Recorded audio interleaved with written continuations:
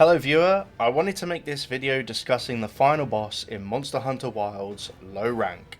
So small disclaimer, this video contains spoilers of the final boss. If you haven't finished the game yet, please click away.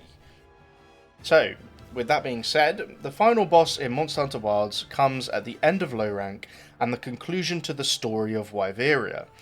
After much discussion with the All Harken between the Astrum unit and the Avis unit, the team decides that Nata's pendant will be used to destroy the Dragon's Heart, which provides infinite energy to the surrounding ecosystems.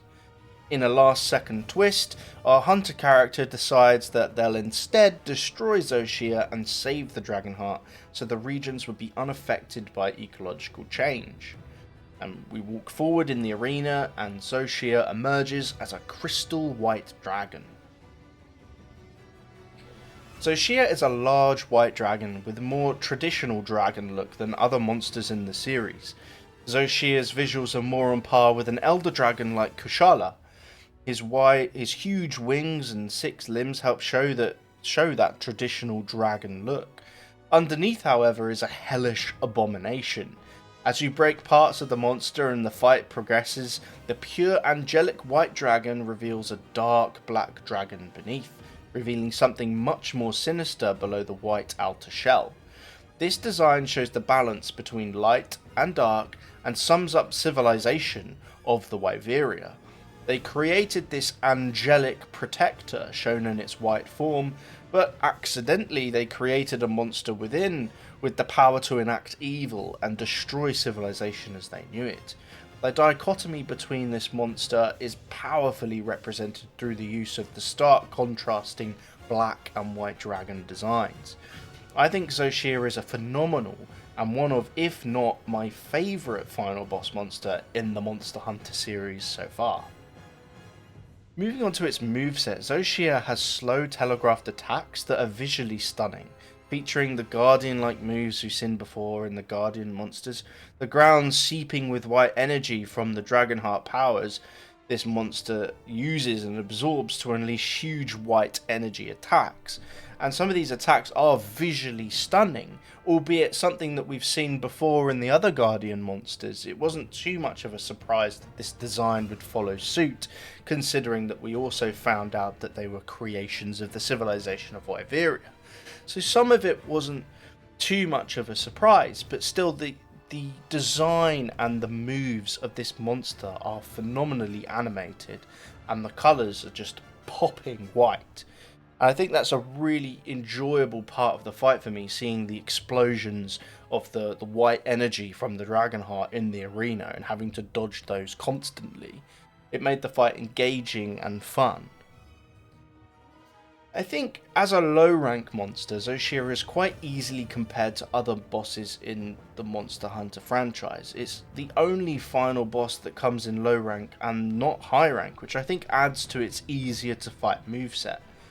The footage in the background here is of me fighting the monster for the very first time, and I don't care once pretty much, and I hit the monster in I kill the monster in 15 or so minutes with the hunting horn. The difficulty almost doesn't exist. Like, for example, when you're playing against Xeno'jiiva or playing against Ibushi and Nawa, those monsters had a lot more difficult mechanics to deal with than Shia. Shia kind of just felt like a very easy final boss.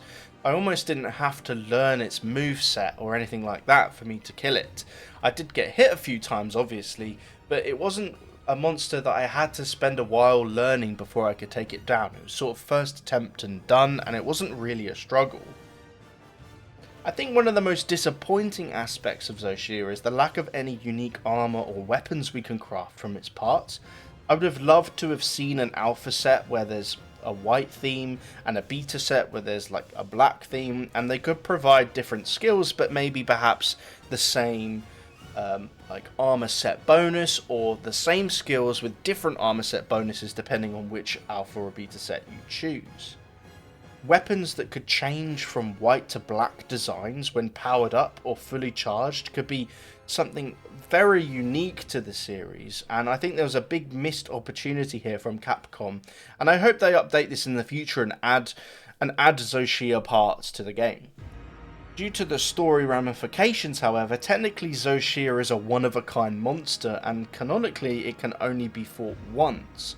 In respect to the developers creating a one-and-done impactful monster in the story, and sticking to immersions, sticking to immersion for immersion's sake, that is respectable and I can understand that. But in other monster hunting games, we've been able to fight the final boss before in events, or every few hunts we'll get a notification saying, oh, Xeno'jiiva has returned, or Ibushi and Nawa could just be fought at any time in Rise. So I think that they should bring back Zoshia in the future, and I'm sure that they will.